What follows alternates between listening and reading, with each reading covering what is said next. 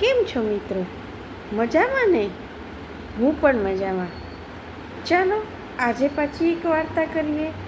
એ પણ હકારાત્મક, બધાને મજા આવે એવી, મોટાને પણ ઉપયોગી થાય અને નાનાને પણ ઉપયોગી થાય એવી વાર્તા આપણે કરીએ. તમે જાણતા જ હશો કે આ વાર્તા તો સૌએ સાંભળી હશે. એક મગર હતો.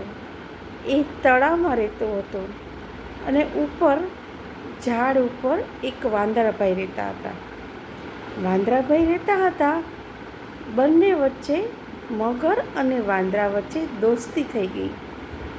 રોજ મગર એની પીઠ પર બેસાડીને વાંદરાભાઈને સરોવરની સૈર કરાવે. મગરભાઈ માટે વાંદરાભાઈ ઝાડ પરથી જાંબુ તોડી લાવે અને જાંબુ મગરભાઈને ખવડાવે. આમ એ બંનેની દોસ્તી ખૂબ ગાઢ બનતી ગઈ. ધીમે ધીમે મગરભાઈ માટે જાંબુ લાવતા હતા વાંદરાભાઈ. એક દિવસ જાંબુ મગરભાઈ મગરી એટલે એની પત્ની માટે લઈ ગયા. મગરીને તો જાંબુ બહુ ભાવ્યા, બહુ જ મીઠા લાગ્યા અને કહ્યું કે જો જાંબુ આવા મીઠા હશે તો જાંબુ ખાનાર વાંદરાનું કલેજું એટલે કાળજું કેવું મીઠું હશે. અરે એને તો કહ્યું કે મારે તો વાંદરાભાઈનું કાળજું ખાવું છે. મગરભાઈ વિચારમાં પડી ગયા. પણ આ તો પત્નીની જીદ. પત્નીની જીદ સામે તો મગરભાઈ હારી ગયા અને એને વાંદરાભાઈ સાથે વાત કરી કે ચાલો ને મગરભાઈએ કહ્યું કે વાંદરાભાઈ હું તમને મારું ઘર બતાવવા લઈ જાઉં. વાંદરાભાઈ તો વિચારમાં પડ્યા વગર જ એક જ જવાબ આપી દીધો, ચાલો મગરભાઈ આપણે તમારું ઘર જોવા જઈએ.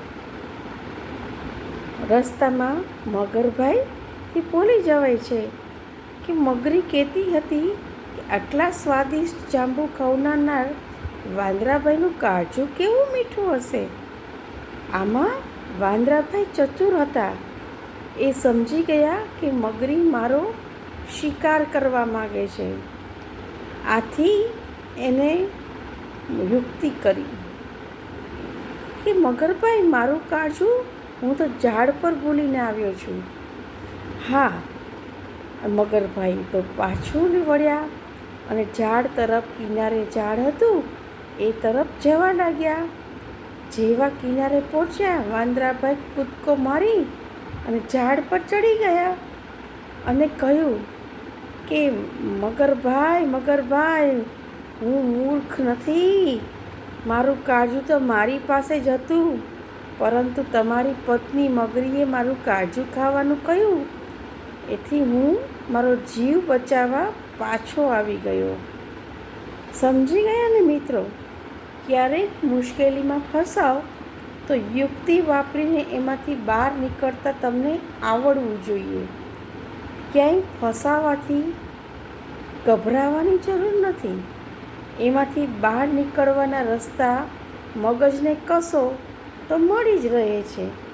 માટે ક્યારેય ફસાવવું નહીં, કોઈની યુક્તિમાં આવવું નહીં અને આપણી પોતાની યુક્તિ વિચારીને આપણે એ મુશ્કેલીમાંથી બહાર નીકળી જવું. આવજો મિત્રો.